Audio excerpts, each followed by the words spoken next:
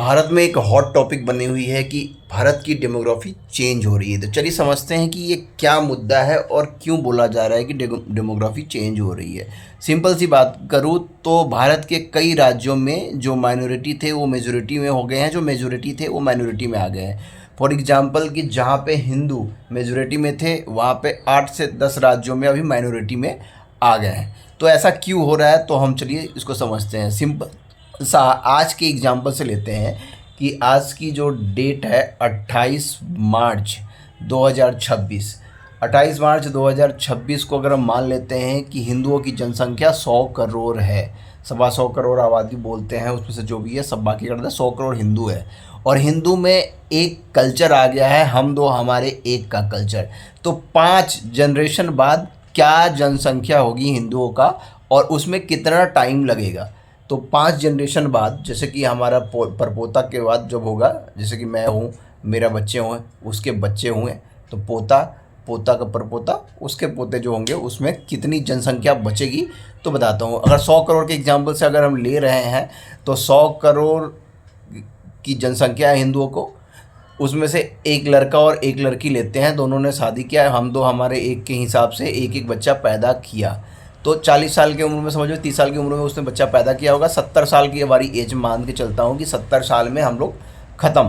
तो 70 साल बाद जितनी 100 करोड़ जनसंख्या थी वो ख़त्म हो गई, सब ने एक एक बच्चे पैदा किए। 70 साल बाद उस बच्चों की उम्र लगभग 40 साल होगी, जो कि 50 करोड़ बच्चे बचेंगे। उस 50 करोड़ के हम दो हमारे एक के हिसाब से 25 करोड़ बच्चे होंगे। तो 70 साल बाद जो हमारे पोते की जनसंख्या होगी, वो हमारा जो बेटा होगा, जो भी, वो आज के हिसाब से वो 50 करोड़ हो गया, उस 50 करोड़ के 25 करोड़ हो जाएंगे। तो उस समय का वो जो जनसंख्या आ जाएगा वो आपका मान लो कि 75 करोड़ के आसपास 70 साल बाद जनसंख्या हो गया। फिर 30 साल बाद और जोड़ लेते हैं कि जो हमारे बच्चे होंगे वो मर जाएंगे, पोता है वो हमारा जो होगा वो 40 साल के एज में हो जाएगा, तो उसका भी 70 साल के हिसाब से लेते हैं। तो 30-30 साल में आपका एक जनरेशन ख़त्म हो जाएगा। एक जनरेशन 70 साल में जाएगी, बाकी की जनरेशन 30-30 साल में ख़त्म हो जाएगी।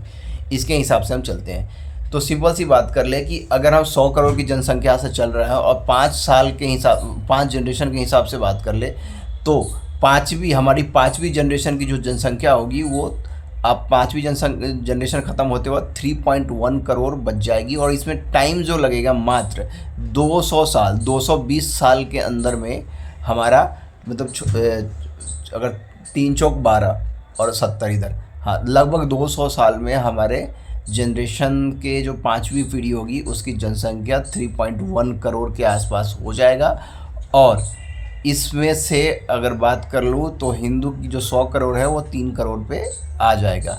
इसमें से बहुत भी ऐसे होंगे जिसके बच्चे नहीं होंगे, वो जो शादी नहीं करेंगे, ऐसे कर, मतलब हमने यहाँ पे एज्यूम किया है कि सबकी एक बच्चे होंगे और वो करते करते जाएंगे।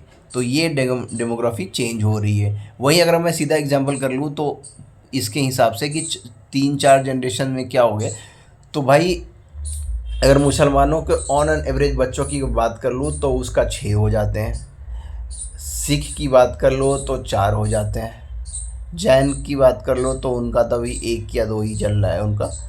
तो भाई इसके हिसाब से ना ये डेमोग्राफी इसलिए चेंज हो रही है कि आने वाले 100 सालों में अगर आप देख लो तो मुसलमान इंडिया के 51-52% हो जाएंगे। इंडिया में आने वाले 100 से 1.5 साल में 55% के आसपास हो जाएंगे।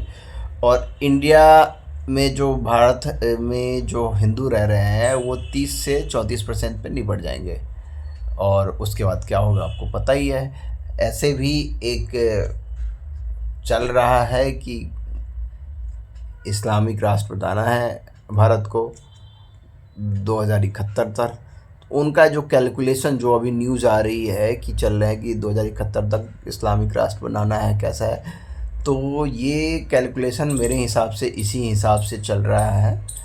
और अभी जो मैं डाटा बात कर रहा हूँ वो 2000 जो 79% जो थे वो 2011 के जनगणना के हिसाब से था। 14 साल हो गए, 14 साल की जनगणना हुई नहीं है। उसके अगर हिसाब से जोड़ेंगे तो मेक श्योर अभी 20 से 24% तक आपकी मुसलमान की जनसंख्या हो चुकी है। तो ये एक सिंपल सा मैं समझाने की कोशिश कर रहा था कि कैसे कैसे चीज़ों कैसे जनसंख्या बढ़ रही है, किसकी घट रही है और कहाँ पे कैसा हो रहा है। आप क्या बोलते हैं इस पे कमेंट करके ज़रूर बताइएगा।